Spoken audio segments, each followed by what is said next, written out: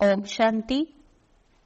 आज सुनते हाँ 6 नवंबर 2024 ਦੇ ਬਾਬਾ ਦੀ ਸਾਕਾਰ ਮਹਾਵਾਕ। ਬਾਬਾ ਬੋਲੇ, ਮਿੱਠੇ ਬੱਚੇ, ਬਾਬਾ ਦੀ ਦ੍ਰਿਸ਼ਟੀ ਹੱਦ ਤੇ ਬੇਹੱਦ ਤੋਂ ਪਾਰ ਜਾਂਦੀ ਹੈ। ਤੁਹਾਨੂੰ ਵੀ ਹੱਦ ਯਾਨੀ ਸਤਯੁਗ, ਬੇਹੱਦ ਯਾਨੀ ਕਲਯੁਗ ਤੋਂ ਪਾਰ ਜਾਣਾ ਹੈ। ਪ੍ਰਸ਼ਨ ਹੈ, ਉੱਚੇ ਤੇ ਉੱਚੇ ਗਿਆਨ ਰਤਨਾਂ ਦੀ ਧਾਰਨਾ ਕਿੰਨਾ ਬੱਚਿਆਂ ਨੂੰ ਚੰਗੀ ਹੁੰਦੀ ਹੈ?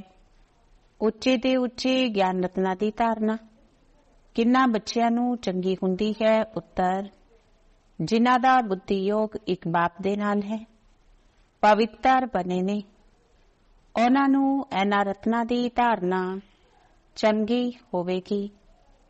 ਇਸ ਗਿਆਨ ਦੇ ਲਈ ਸ਼ੁੱਧ ਬਰਤਨ ਚਾਹੀਦੇ ਨੇ। ਉਲਟੇ ਸੁਲਟੇ ਸੰਕਲਪ ਵੀ ਬੰਦ ਹੋ ਜਾਣੇ ਚਾਹੀਦੇ ਨੇ। ਬਾਪ ਦੇ ਨਾਲ ਯੋਗ ਲਗਾਉਂਦੇ ਲਗਾਉਂਦੇ ਬਰਤਨ ਸੋਨੇ ਦਾ ਬਣੇ ਤਾਂ ਰਤਨ ਠਹਿਰ ਸਕਣ। ਓਮ ਸ਼ਾਂਤੀ। ਮਿੱਠੇ ਮਿੱਠੇ ਰੂਹਾਨੀ ਬੱਚਿਆਂ ਨੂੰ ਰੂਹਾਨੀ ਬਾਪ ਰੋਜ਼ ਬੈਠ ਬੈਠ ਸਮਝਾਉਂਦੇ ਨੇ। ਇਹ ਤਾਂ ਸਮਝਾਇਆ ਹੈ ਬੱਚਿਆਂ ਨੂੰ ਗਿਆਨ, ਭਗਤੀ ਤੇ ਵੈਰਾਗ ਦਾ ਸ੍ਰਿਸ਼ਟੀ ਚੱਕਰ ਬਣਿਆ ਹੋਇਆ ਹੈ। ਬੁੱਧੀ ਵਿੱਚ ਗਿਆਨ ਰਹਿਣਾ ਚਾਹੀਦਾ ਹੈ। ਤੁਸੀਂ ਬੱਚਿਆਂ ਨੂੰ ਹੱਦ ਬੇਹੱਦ ਤੋਂ ਪਾਰ ਜਾਣਾ ਹੈ। ਬਾਪ ਤਾਂ ਹੱਦ ਤੇ ਬੇਹੱਦ ਤੋਂ ਪਾਰ ਹੈ। ਇਹਦਾ ਵੀ ਅਰਥ ਸਮਝਣਾ ਚਾਹੀਦਾ ਹੈ ਨਾ। ਰੂਹਾਨੀ ਬਾਪ ਬੈਠ ਸਮਝਾਉਂਦੇ ਨੇ, ਇਹ ਵੀ ਟੌਪਿਕ ਸਮਝਾਣੀ ਹੈ। ਗਿਆਨ ਭਗਤੀ ਪਿੱਛੇ ਹੈ ਵੈਰਾਗ। ਗਿਆਨ ਨੂੰ ਕਿਹਾ ਜਾਂਦਾ ਦਿਨ, ਜਦ ਕਿ ਨਈ ਦੁਨੀਆ ਉਸ ਵਿੱਚ ਭਗਤੀ ਅਗਿਆਨ ਹੈ ਨਹੀਂ, ਉਹ ਹੈ ਹੱਦ ਦੀ ਦੁਨੀਆ। ਕਿਉਂਕਿ ਉੱਥੇ ਬਹੁਤ ਥੋੜੇ ਹੁੰਦੇ ਨੇ, ਫਿਰ ਆਹਿਸਤੇ ਆਹਿਸਤੇ ਵਿਰਤੀ ਹੁੰਦੀ ਜਾਂਦੀ ਹੈ। ਅੱਧਾ ਸਮੇਂ ਬਾਅਦ ਭਗਤੀ ਸ਼ੁਰੂ ਹੁੰਦੀ। ਉੱਥੇ ਸੰਨਿਆਸ ਧਰਮ ਨਹੀਂ ਹੁੰਦਾ, ਸੰਨਿਆਸ ਜਾਂ ਤਿਆਗ ਹੁੰਦਾ ਨਹੀਂ। ਬਾਅਦ ਵਿੱਚ ਸ੍ਰਿਸ਼ਟੀ ਦੀ ਵਿਧੀ ਹੁੰਦੀ ਹੈ। ਉੱਪਰੋਂ ਆਤਮਾਵਾਂ ਆਉਂਦੀਆਂ ਜਾਂਦੀਆਂ ਨੇ, ਇੱਥੇ ਵਿਧੀ ਹੁੰਦੀ ਰਹਿੰਦੀ ਹੈ।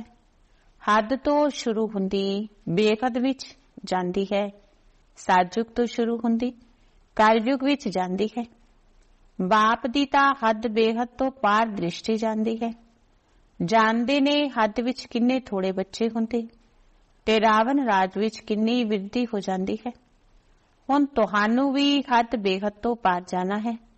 ਸਤਯੁਗ ਵਿੱਚ ਕਿੰਨੀ ਛੋਟੀ ਦੁਨੀਆ, ਉੱਥੇ ਸੰਨਿਆਸ ਵੈਰਾਗ ਆਦਿ ਹੁੰਦਾ ਨਹੀਂ। ਬਾਅਦ ਵਿੱਚ ਦੁਆਪਰ ਤੋਂ ਲੈ ਕੇ ਹੋਰ ਧਰਮ ਸ਼ੁਰੂ ਹੁੰਦੇ ਨੇ। ਬਾਅਦ ਵਿੱਚ ਦੁਆਪਰ ਤੋਂ ਲੈ ਕੇ ਫਿਰ ਹੋਰ ਧਰਮ ਸ਼ੁਰੂ ਹੁੰਦੇ ਨੇ। ਸੰਨਿਆਸ ਧਰਮ ਵੀ ਹੁੰਦਾ ਹੈ, ਜੋ ਘਰ-ਬਾਰ ਦਾ ਸੰਨਿਆਸ ਕਰਦੇ ਨੇ। ਸਭ ਨੂੰ ਜਾਣਨਾ ਤਾਂ ਚਾਹੀਦਾ ਹੈ ਨਾ। ਉਸ ਨੂੰ ਕਿਹਾ ਜਾਂਦਾ ਹਠ ਯੋਗ, ਹੱਦ ਦਾ ਸੰਨਿਆਸ। ਸਿਰਫ ਘਰ-ਬਾਰ ਛੋੜ ਜੰਗਲ ਵਿੱਚ ਜਾਂਦੇ ਨੇ। ਦੁਆਪਰ ਤੋਂ ਭਗਤੀ ਸ਼ੁਰੂ ਹੁੰਦੀ ਹੈ, ਗਿਆਨ ਨਹੀਂ ਹੁੰਦਾ।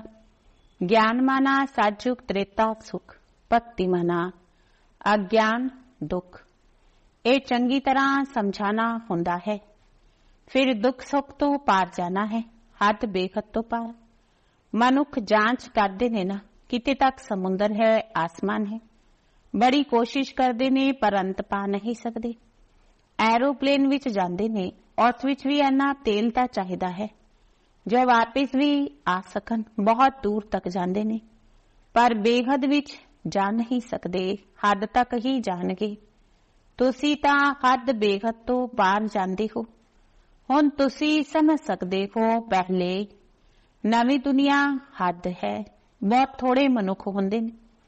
ਉਸ ਨੂੰ ਸਤਯੁਗ ਕਿਹਾ ਜਾਂਦਾ ਹੈ। ਤੁਸੀਂ ਬੱਚਿਆਂ ਨੂੰ ਰਚਨਾ ਦੇ ਆਦਮਾ ਦੰਤ ਦੀ ਨੌਲੇਜ ਹੋਣੀ ਚਾਹੀਦੀ ਹੈ ਨਾ।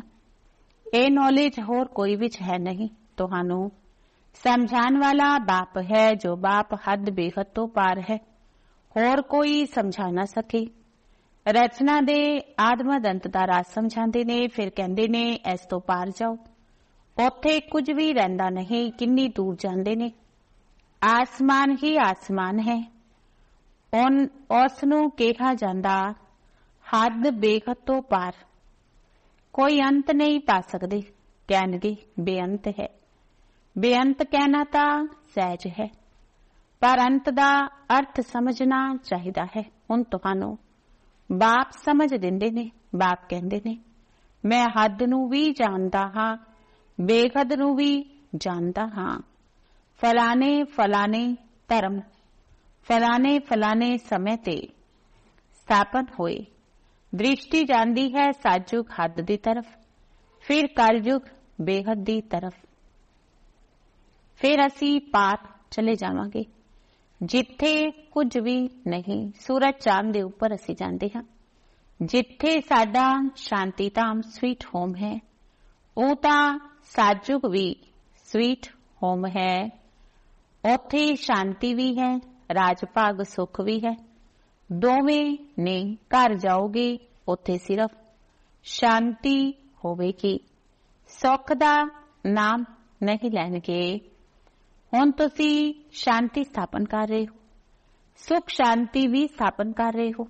ਉੱਥੇ शांति भी है, सुख दा राज भी है। मूल वतन विच सुख दी गल नहीं। अद्धा कलप तुहाडा राज चलदा, अद्धा कलप तो बाद रावण दा राज चलदा। अशांति है पंज विकारां नाल। 2500 वरे तुसी राज करदे, 2500 वरियां बाद रावण राज हुंदा है। उन्हां ने लखां वरे लिख दिते, एकदम जिवें बुद्धू ही बना दिता। 5000 वरे तो बाद कलप नूं लखा वरे कह देना बुद्धूपना कहांगे ना। जरा भी सभ्यता नहीं है। देवतावां विच किन्नी दैवी सभ्यता सी, ਉਹ हुण असभ्यता हो गई है, कुछ भी नहीं जानते। आसुरी गुण आ गए ने। अगे तुसी भी कुछ नहीं जानते सी। काम कटारी चलाए आदमदंत दुखी बना देंदे ने। इसलिए उसनूं कहा जांदा रावण संप्रदाय। दिखाया है राम ने बंदरां दी सेना लेती। हुण रामचंद्र त्रेता दा, उथों फिर बांदर कित्थों आए। फिर कहंदे राम दी सीता चुराई गई। अजिहियां गल्लां उत्थे हुंदियां नहीं। जीव जानवर आदि 84 लाख योनियां जिन्नियां भी इत्थे ने, ओनियां सतयुग विच थोड़ी होणगियां। ਇਹ सारा बेहद दा ड्रामा बाप बैठ समझाते ने। बच्चियां नूं बहुत दूरादेशी बनना है। अगे तुहानू कुछ भी पता नहीं सी। मनुख हो के नाटक नूं नहीं जानते, हुण तुसी समझदे हो। सब तो वड्डा कौन है? उच्चे ते उच्चा है भगवान। श्लोक भी गांदे ने, उच्चा तेरा नाम उच्चा तेरा धाम। हुण तुहाडे सिवाय किसे दी बुद्धि विच नहीं, तुहाडे विच भी नंबरवार ने। बाप हद बेहद दोनां दा राज समझाते ने। इस तो पार कुछ है नहीं। ਉਹ है ਤੁਹਾਡੇ ਰਹਿਣ ਦਾ ਥਾਂ, ਜਿਸ ਨੂੰ ਬ੍ਰਹਮੰਡ ਵੀ ਕਹਿੰਦੇ ਨੇ। ਜਿਵੇਂ ਇੱਥੇ ਤੁਸੀਂ ਆਕਾਸ਼ ਤੱਤ ਵਿੱਚ ਬੈਠੇ ਹੋ, ਇਸ ਵਿੱਚ ਕੁਝ ਦੇਖਣ ਵਿੱਚ ਆਉਂਦਾ ਹੈ। ਰੇਡੀਓ ਨੂੰ ਕਹਿੰਦੇ ਆਕਾਸ਼ਵਾਣੀ। ਹੁਣ ਉਹ ਆਕਾਸ਼ ਤਾਂ ਬੇਅੰਤ ਹੈ, ਅੰਤ ਪਾ ਨਹੀਂ ਸਕਦੇ। ਆਕਾਸ਼ਵਾਣੀ ਕਹਿਣ ਨਾਲ ਮਨੁੱਖ ਕੀ ਸਮਝਣਗੇ? ਇਹ ਜੋ ਮੁਖ ਹੈ, ਮੂੰਹ ਹੈ, ਇਹ ਹੈ ਪੁਲਾਰ। मुख तो वाणी निकलती है, आवाज निकलती है, एक कॉमन गल है। मुंह तो आवाज निकलना जिसनों आकाशवाणी कहा जाता। बाप नूं भी आकाश द्वारा वाणी चलानी पवे। तुसी बच्चियां नूं अपना भी राज दस्या है। तुहानू निश्चय हुंदा है बड़ा सहज। जिवें असी आत्मा वै ओवे ही बाप परमात्मा, उच्ची ते उच्ची आत्मा है ना। सब नूं अपना अपना पाठ मिलिया होया है। सब तो उच्चे ते उच्चा भगवान, फिर प्रवृत्ति मार्ग दा युगल मेरू, फिर नंबरवार माला देखो किन्नी थोड़ी है। सृष्टि वधदे वधदे किन्नी वड्डी हो जाती है। किन्ने करोड़ दाने अर्थात आत्मावां दी माला। ये सब पढ़ाई है बाप जो समझाते ने। और इसनूं चंगी तरह बुद्धि विच धारण करो। झाड़ दी डिटेल तुसी सुनते रहंदे हो। बीज उपर विच है। ਇਹ वैरायटी झाड़ है। इस दी उम्र किन्नी है? झाड़ विरदी नूं पांदा रहंदा है। सारा दिन बुद्धि विच यही रहे। इस सृष्टि रूपी कलप वृक्ष दी आयु बिल्कुल एक्यूरेट है। 5000 वरे तो 1 सेकंड भी फर्क नहीं हो सकता। तुसी बच्चियां दी बुद्धि विच किन्नी नॉलेज है? जो चंगे मजबूत ने। मजबूत उदों होवांगे जदों पवित्र होवांगे। ਇਸ ਨੌਲੇਜ ਦੀ ਧਾਰਨਾ ਕਰਨ ਦੇ ਲਈ ਸੋਨੇ ਦਾ ਬਰਤਨ ਚਾਹੀਦਾ ਹੈ। ਫਿਰ ਅਜਿਹਾ ਸਹਿਜ ਹੋ ਜਾਏਗਾ ਜਿਵੇਂ ਬਾਬਾ ਦੇ ਲਈ ਸਹਿਜ ਹੈ। ਫਿਰ ਤੁਹਾਨੂੰ ਵੀ ਕਹਿਣਗੇ ਮਾਸਟਰ ਨੌਲੇਜਫੁਲ। ਫਿਰ ਨੰਬਰਵਾਰ ਪੁਰਸ਼ਾਰਥ ਅਨੁਸਾਰ ਮਾਲਾ ਦਾ ਦਾਣਾ ਬਣ ਜਾਓਗੇ। ਅਜਿਹੀਆਂ ਗੱਲਾਂ ਬਾਪ ਬਿਗਰ ਕੋਈ ਸਮਝਾ ਨਾ ਸਕੇ। ਇਹ ਆਤਮਾ ਵੀ ਸਮਝਾ ਰਹੀ ਹੈ। ਬਾਪ ਵੀ ਇਸ ਤਨ ਦੁਆਰਾ ਸਮਝਾਉਂਦੇ ਨੇ, ਨਾ ਕਿ ਦੇਵਤਾਵਾਂ ਦੇ ਸਰੀਰ ਨਾਲ। ਬਾਪ ਇੱਕ ਵਾਰ ਆ ਕੇ ਗੁਰੂ ਬਣਦੇ, ਫਿਰ ਬਾਪ ਨੂੰ ਵੀ ਪਾਠ ਵਜਾਣਾ ਹੈ। 5000 ਵਰੇ ਬਾਅਦ ਆ ਕੇ ਪਾਠ ਵਜਾਣਗੇ। ਬਾਪ ਸਮਝਾਉਂਦੇ ਨੇ ਉੱਚੇ ਤੇ ਉੱਚਾ ਮੈਂ ਹਾਂ, ਫਿਰ ਹੈ ਮੇਰੂ, ਜੋ ਆਦਿ ਵਿੱਚ ਮਹਾਰਾਜਾ ਮਹਾਰਾਣੀ, ਉਹ ਜਾ ਕੇ ਅੰਤ ਵਿੱਚ ਆਦਿ ਦੇਵ ਆਦਿ ਦੇਵੀ ਬਣਨਗੇ। ਇਹ ਸਾਰਾ ਗਿਆਨ ਤੁਹਾਡੀ ਬੁੱਧੀ ਵਿੱਚ ਹੈ। ਤੁਸੀਂ ਕਿੱਥੇ ਵੀ ਸਮਝਾਓ ਵੰਡਰ ਖਾਣਗੇ। ਇਹ ਤਾਂ ਠੀਕ ਦੱਸਦੇ ਨੇ। ਮਨੁੱਖ ਸ੍ਰਿਸ਼ਟੀ ਦਾ ਬੀਜ ਰੂਪ ਹੀ ਨੌਲੇਜਫੁਲ ਹੈ। ਉਹਨਾਂ ਦੇ ਬਿਗਰ ਹੋਰ ਕੋਈ ਨੌਲੇਜ ਦੇ ਨਹੀਂ ਸਕਦੇ। ਇਹ ਗੱਲਾਂ ਸਭ ਧਾਰਨ ਕਰਨੀਆਂ ਨੇ, ਪਰ ਬੱਚਿਆਂ ਨੂੰ ਧਾਰਨਾ ਹੁੰਦੀ ਨਹੀਂ ਹੈ। ਬੜੀ ਸਿੰਪਲ, ਕੋਈ ਮੁਸ਼ਕਿਲਾਤ ਨਹੀਂ। ਇੱਕ ਤਾਂ ਯਾਦ ਦੀ ਯਾਤਰਾ ਚਾਹੀਦੀ ਹੈ। ਇਸ ਵਿੱਚ ਵੀ ਪਵਿੱਤਰ ਬਰਤਨ ਵਿੱਚ ਰਤਨ ਠਹਿਰਨਗੇ। ਇਹ ਉੱਚੇ ਤੇ ਉੱਚਾ ਰਤਨ ਹੈ। ਬਾਬਾ ਤਾਂ ਜਵਾਹਰੀ ਸੀ, ਬਹੁਤ ਚੰਗਾ ਹੀਰੇ ਮਾਣਿਕ ਆਦਿ ਆਂਦਾ ਸੀ। ਚਾਂਦੀ ਦੀ ਡੱਬੀ ਵਿੱਚ ਕਪੂਸ ਆਦਿ ਵਿੱਚ ਚੰਗੀ ਤਰ੍ਹਾਂ ਰੱਖਦੇ ਸੀ। ਜੋ ਕੋਈ ਵੀ ਦੇਖੇ ਤਾਂ ਕਹੇ ਇਹ ਤਾਂ ਬੜੀ ਫਸਟ ਕਲਾਸ ਚੀਜ਼ ਹੈ। ਇਹ ਵੀ ਐਵੇਂ ਹੈ। ਚੰਗੀ ਚੀਜ਼ ਚੰਗੇ ਬਰਤਨ ਵਿੱਚ ਹੀ ਸ਼ੋਭਦੀ ਹੈ। ਤੁਹਾਡੇ ਕੰਨ ਸੁਣਦੇ ਨੇ, ਉਹਨਾਂ ਵਿੱਚ ਧਾਰਨਾ ਹੁੰਦੀ ਹੈ। ਪਵਿੱਤਰ ਹੋਵੇਗਾ, ਬੁੱਧੀ ਯੋਗ ਬਾਪ ਨਾਲ ਹੋਵੇਗਾ ਤਾਂ ਧਾਰਨਾ ਵੀ ਚੰਗੀ ਹੋਵੇਗੀ, ਨਹੀਂ ਤਾਂ ਸਭ ਨਿਕਲ ਜਾਏਗਾ। ਆਤਮਾ ਹੈ ਕਿੰਨੀ ਛੋਟੀ, ਉਸ ਵਿੱਚ ਕਿੰਨਾ ਗਿਆਨ ਭਰਿਆ ਹੋਇਆ ਹੈ। ਕਿੰਨਾ ਚੰਗਾ ਸ਼ੁੱਧ ਬਰਤਨ ਚਾਹੀਦਾ ਹੈ, ਬੁੱਧੀ ਰੂਪੀ ਬਰਤਨ। ਕੋਈ ਸੰਕਲਪ ਨਾ ਉੱਠੇ, ਉਲਟੇ ਸੁਲਟੇ ਸੰਕਲਪ ਬੰਦ ਹੋ ਜਾਣੇ ਚਾਹੀਦੇ ਨੇ। ਸਭ ਤਰਫ ਤੋਂ ਬੁੱਧੀ ਯੋਗ ਹਟਾਣਾ ਹੈ। ਮੇਰੇ ਨਾਲ ਯੋਗ ਲਗਾਉਂਦੇ ਲਗਾਉਂਦੇ ਬਰਤਨ ਸੋਨੇ ਦਾ ਬਣਾ ਦੋ ਜੋ ਰਤਨ ਠਹਿਰ ਸਕਣ। ਫਿਰ ਦੂਜਿਆਂ ਨੂੰ ਦਾਨ ਕਰਦੇ ਰਹੋਗੇ। ਭਾਰਤ ਨੂੰ ਮਹਾਦਾਨੀ ਮੰਨਿਆ ਜਾਂਦਾ ਹੈ। ਉਹ ਧਨ ਦਾਨ ਬਹੁਤ ਕਰਦੇ, ਪਰ ਇਹ ਹੈ ਅਵਿਨਾਸ਼ੀ ਗਿਆਨ ਰਤਨਾ ਦਾ ਦਾਨ। ਦੇਹ ਸਹਿਤ ਜੋ ਕੁਝ ਹੈ ਉਹ ਸਭ ਛੋੜ ਕੇ ਇੱਕ ਦੇ ਨਾਲ ਬੁੱਧੀ ਦਾ ਯੋਗ ਰਹੇ। ਅਸੀਂ ਤਾਂ ਬਾਪ ਦੇ ਹਾਂ।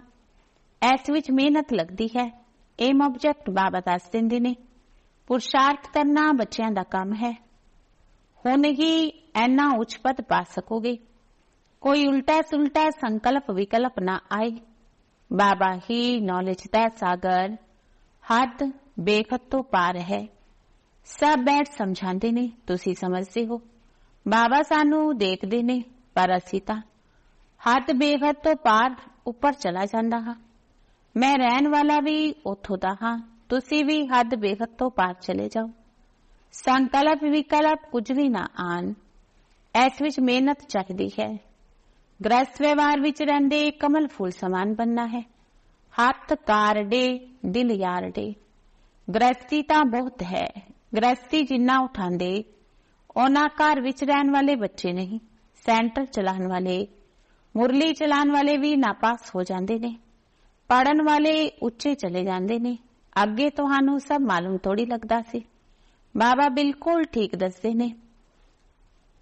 ਸਾਨੂੰ ਜੋ ਪੜ੍ਹਾਉਂਦੇ ਨੇ ਉਹਨਾਂ ਨੂੰ ਮਾਇਆ ਖਾ ਗਈ।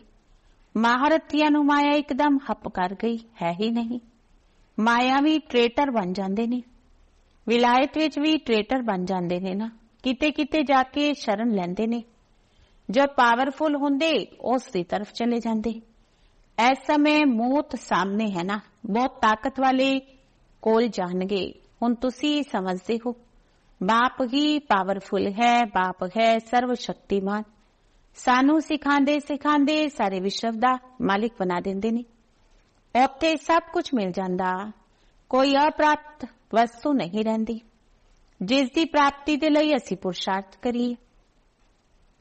ਉੱਥੇ ਅਜਿਹੀ ਕੋਈ ਚੀਜ਼ ਹੁੰਦੀ ਨਹੀਂ ਜੋ ਤੁਹਾਡੇ ਕੋਲ ਨਾ ਹੋਵੇ। ਸੋ ਵੀ ਨੰਬਰਵਾਰ ਪੁਰਸ਼ਾਰਥ ਅਨੁਸਾਰ ਪਦ ਪਾਉਂਦੇ ਹੋ। ਬਾਪ ਬਿਗਰ ਅਜਿਹੀਆਂ ਗੱਲਾਂ ਕੋਈ ਨਹੀਂ ਜਾਣਦਾ। ਸਭ ਨੇ ਪੁਜਾਰੀ ਭਲੇ ਬੜੇ ਬੜੇ ਸ਼ੰਕਰਾਚਾर्य ਆਦਿ ਨੇ। ਬਾਬਾ ਉਹਨਾਂ ਦੀ ਮਹਿਮਾ ਵੀ ਸੁਣਾਉਂਦੇ ਨੇ। ਪਹਿਲੇ ਪਵਿੱਤਰਤਾ ਦੀ ਤਾਕਤ ਨਾਲ ਭਾਰਤ ਨੂੰ ਬਹੁਤ ਚੰਗਾ ਥਮਾਨ ਦੇ ਨਿਮਿਤ ਬੰਦੇ, ਸੋ ਵੀ ਉਦੋਂ ਜਦ ਸਤੋ ਪ੍ਰਧਾਨ ਬੰਦੇ ਨੇ, ਹੁਣ ਤਾਂ ਤਮੋ ਪ੍ਰਧਾਨ ਨੇ। ਉਹਨਾਂ ਵਿੱਚ ਕੀ ਤਾਕਤ ਰੱਖੀ ਹੈ?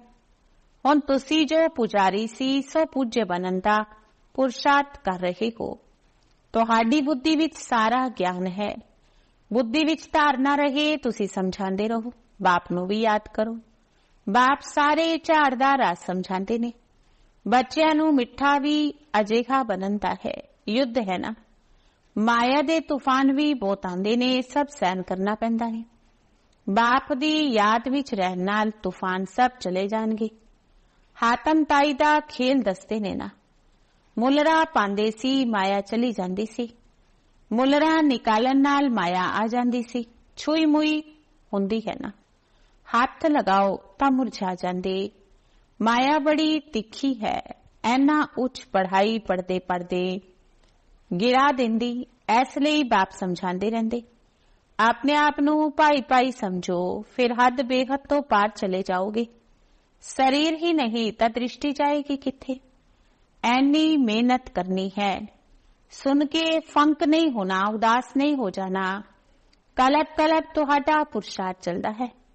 ਤੁਸੀਂ ਆਪਣਾ ਭਾਗਯ ਪਾਉਂਦੇ ਹੋ। ਬਾਪ ਕਹਿੰਦੇ ਨੇ, ਪੜਿਆ ਹੋਇਆ ਸਭ ਭੁੱਲੋ, ਬਾਕੀ ਜੋ ਕਦੇ ਨਹੀਂ ਪੜੇ ਉਹ ਸੁਣੋ, ਯਾਦ ਕਰੋ। ਉਸ ਨੂੰ ਕਿਹਾ ਜਾਂਦਾ ਭਗਤੀ ਮਾਰਗ। ਤੁਸੀਂ ਰਾਜ ਰਿਸ਼ੀ ਹੋਣਾ, ਜਟਾਵਾਂ ਖੁੱਲੀਆਂ ਹੋ ਤੇ ਮੁਰਲੀ ਚਲਾਓ। ਸਾਧੂ ਸੰਤਾਂ ਦੀ ਜੋ ਸੁਣਾਉਂਦੇ ਉਹ ਸਭ ਹੈ ਮਨੁੱਖਾਂ ਦੀ ਮੁਰਲੀ। ਇੱਥੇ ਬੇਹੱਦ ਦੇ ਬਾਪ ਦੀ ਮੁਰਲੀ। ਸਾਜੁਗ ਤ੍ਰੇਤਾ ਵਿੱਚ ਗਿਆਨ ਦੀ ਮੁਰਲੀ ਦੀ ਦਰਕਾਰ ਨਹੀਂ। ਉੱਥੇ ਨਾ ਗਿਆਨ ਦੀ ਨਾ ਭਗਤੀ ਦੀ ਦਰਕਾਰ ਹੈ। ਇਹ ਗਿਆਨ ਤੁਹਾਨੂੰ ਮਿਲਦਾ ਇਸ ਪੁਰਸ਼ੋਤਮ ਸੰਗਮ ਯੁਗ ਤੇ। ਦੇਣ ਵਾਲਾ ਇੱਕ ਬਾਪ ਹੈ। ਅੱਛਾ, ਮਿੱਠੇ ਮਿੱਠੇ ਸਿਕਿਲਤੇ ਬੱਚਿਆਂ ਪ੍ਰਤੀ ਮਾਤ ਪਿਤਾ ਬਾਪ ਦਾਦਾ ਦਾ ਯਾਦ ਪਿਆਰ ਤੇ ਗੁੱਡ ਮਾਰਨਿੰਗ। ਰੂਹਾਨੀ ਬਾਪ ਦੀ ਰੂਹਾਨੀ ਬੱਚਿਆਂ ਨੂੰ ਨਮਸਤੇ। ਰੂਹਾਨੀ ਬੱਚਿਆਂ ਦੀ ਰੂਹਾਨੀ ਬਾਪ ਦਾਦਾ ਨੂੰ ਨਮਸਤੇ ਨਮਸਤੇ ਨਮਸਤੇ ਜੀ। ਧਾਰਨਾ ਦੇ ਲਈ ਮੁੱਖ ਸਾਰ। ਪਹਿਲੀ ਧਾਰਨਾ, ਬੁੱਧੀ ਵਿੱਚ ਗਿਆਨ ਰਤਨਾਂ ਨੂੰ ਧਾਰਨ ਕਰ ਦਾਨ ਕਰਨਾ ਹੈ। ਹੱਦ ਬੇਹੱਦ ਤੋਂ ਪਾਰ ਅਜਿਹੀ ਸਥਿਤੀ ਵਿੱਚ ਰਹਿਣਾ ਹੈ ਜੋ ਕਦੇ ਵੀ ਉਲਟਾ ਸੁਲਟਾ ਸੰਕਲਪ ਵਿਕਲਪ ਨਾ ਆਵੇ। ਮੈਂ ਆਤਮਾ ਹਾਂ, ਭਾਈ ਭਾਈ ਹਾਂ, ਇਹੀ ਸਮ੍ਰਿਤੀ ਰਹੇ। ਦੂਜਾ, ਮਾਇਆ ਦੇ ਤੂਫਾਨਾਂ ਤੋਂ ਬਚਣ ਦੇ ਲਈ ਮੂੰਹ ਵਿੱਚ ਬਾਪ ਦੀ ਯਾਦ ਦਾ ਮੁੱਲਰਾ ਪਾ ਲੈਣਾ ਹੈ। ਸਭ ਕੁਝ ਸਹਿਣ ਕਰਨਾ ਹੈ। ਛੂਈ ਮੁਈ ਨਹੀਂ ਬਣਨਾ ਹੈ। ਮਾਇਆ ਤੋਂ ਹਾਰ ਨਹੀਂ ਖਾਣੀ ਹੈ। ਵਰਦਾਨ ਹੈ, ਸਦਾ ਇੱਕ ਦੇ ਸਨੇਹ ਵਿੱਚ ਸਮਾਏ ਹੋਏ, ਇੱਕ ਬਾਪ ਨੂੰ ਸਹਾਰਾ ਬਣਾਉਣ ਵਾਲੇ ਸਰਵ ਆਕਰਸ਼ਣ ਮੁਕਤ ਭਵ। ਸਦਾ ਇੱਕ ਦੇ ਸਨੇਹ ਵਿੱਚ ਸਮਾਏ ਹੋਏ, ਇੱਕ ਬਾਪ ਨੂੰ ਸਹਾਰਾ ਬਣਾਉਣ ਵਾਲੇ ਸਰਵ ਆਕਰਸ਼ਣ ਮੁਕਤ ਭਵ। ਜੋ ਬੱਚੇ ਇੱਕ ਬਾਪ ਦੇ ਸਨੇਹ ਵਿੱਚ ਸਮਾਏ ਹੋਏ ਨੇ ਔਰ ਸਰਵ ਪ੍ਰਾਪਤੀਆਂ ਤੋਂ ਸੰਪੰਨ ਸੰਤੁਸ਼ਟ ਰਹਿੰਦੇ ਨੇ, ਉਹਨਾਂ ਨੂੰ ਕਿਸੇ ਵੀ ਪ੍ਰਕਾਰ ਦਾ ਸਹਾਰਾ ਆਕਰਸ਼ਿਤ ਨਹੀਂ ਕਰ ਸਕਦਾ। ਉਹ ਸਹਿਜ ਹੀ ਇੱਕ ਬਾਬਾ ਦੂਜਾ ਨਾ ਕੋਈ, ਇਹ ਅਨੁਭੂਤੀ ਹੁੰਦੀ ਹੈ। ਉਹਨਾਂ ਦਾ ਬਾਪ ਹੀ ਸੰਸਾਰ ਹੈ। ਇੱਕ ਬਾਪ ਦੁਆਰਾ ਸਰਵ ਸੰਬੰਧਾਂ ਦੇ ਰਸ ਦਾ ਅਨੁਭਵ ਹੁੰਦਾ ਹੈ। ਉਸ ਦੇ ਲਈ ਸਰਵ ਪ੍ਰਾਪਤੀਆਂ ਦਾ ਆਧਾਰ ਇੱਕ ਬਾਬਾ ਹੈ, ਨਾ ਕਿ ਵੈਭਵ ਵਾ ਸਾਧਨ। ਇਸ ਲਈ ਉਹ ਸਹਿਜ ਆਕਰਸ਼ਣ ਮੁਕਤ ਹੋ ਜਾਂਦੇ ਨੇ। ਸਲੋਗਨ ਹੈ, ਪ੍ਰਕਿਰਤੀ ਨੂੰ ਪਾਵਨ ਬਣਾਉਣਾ ਹੈ ਤਾਂ ਸੰਪੂਰਨ ਲਗਾਵ ਮੁਕਤ ਬਣੋ। ਪ੍ਰਕਿਰਤੀ ਨੂੰ ਪਾਵਨ ਬਣਾਉਣਾ ਹੈ ਤਾਂ ਸੰਪੂਰਨ लगाव मुक्त बनो। ओम शांति।